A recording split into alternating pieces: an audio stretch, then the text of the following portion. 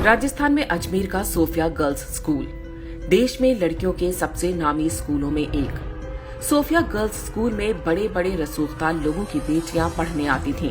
राजस्थान के कई आईएएस और आईपीएस अधिकारियों की बेटियां भी यहीं पर पढ़ती थीं। शहर में रहने वाले एक लड़के ने स्कूल की 9वीं क्लास की एक छात्रा से दोस्ती कर ली।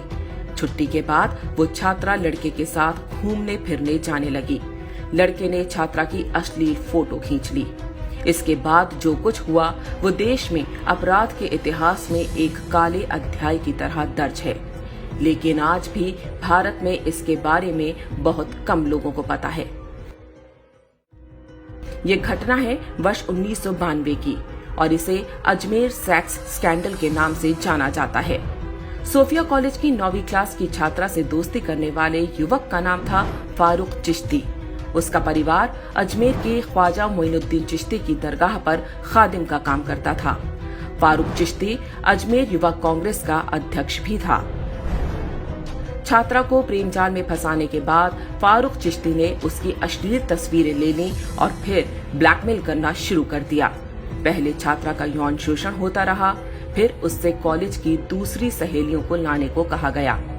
एक के बाद एक लड़कियां इस जाल में फंसती गईं और इज्जत बचाने के लिए वो अपने साथ दूसरी लड़कियों को भी लाती गईं। कुछ से तो उनकी भाभी और बहनों को लाने को भी कहा गया था। पहले एक लड़की, फिर दूसरी और फिर तीसरी। बहुत जल्द ही इस गिरोह के जाल में लगभग 200 से अधिक हिंदू लड़कियां फंस चुकी थीं। अपुष्ट दावों के अनुसार लगभग 250 लड़कियां गिरोह के जाल में फंस चुकी थीं। ये लड़कियां किसी गरीब या मध्यम वर्गीय परिवारों की नहीं, बल्कि अजमेर के सबसे रईस परिवारों की थीं। यह सब कुछ होता रहा और किसी लड़की के घर वालों को भनक तक नहीं लगी। यह मात्र संयोग नहीं था कि सिर्फ हिंदू लड़कियों को ही निशाना बनाया गया, मुस्लिम लड़कियों को छुआ तक नहीं गया। जिन लड़कियों से बलात्कार हुआ उनमें से अधिकांश 10वीं और 12वीं क्लास में पढ़ती थीं। मास्टरमाइंड फारूक चिश्ती अकेला नहीं था, उसके साथ अजमेर शरीफ दरगाह से जुड़ा एक पूरा गिरोह सक्रिय था। उसके मुख्य सहयोगी थे नफीस चिश्ती और अनवर चिश्ती।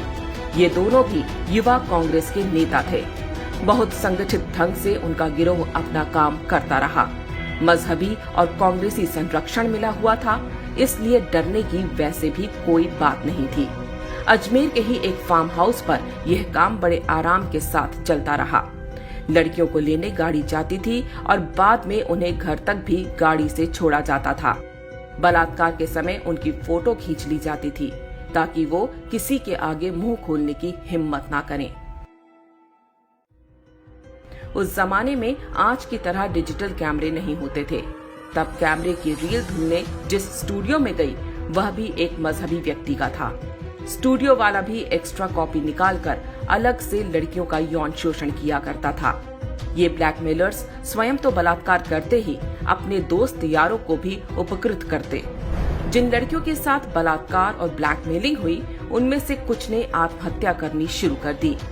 एक ही स्कूल की छात्राओं का इस तरह आत्महत्या करना ही मामले की पोल खुलने का कारण बना। शुरू में पुलिस ने 8 आरोपियों को गिरफ्तार किया। समाज में बदनामी के डर से अधिकांश लड़कियों के परिवारों ने पुलिस में शिकायत दर्ज कराने से भी मना कर दिया।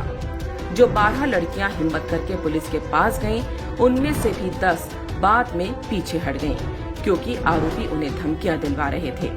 बाकी बची 2 लड़कियों ने ही केस को आगे बढ़ाया। उन्होंने अकेले 16 आरोपियों की पहचान की। यह वो दौर था जब बलात्कार जैसे अपराधों में कड़ी सजा नहीं होती थी।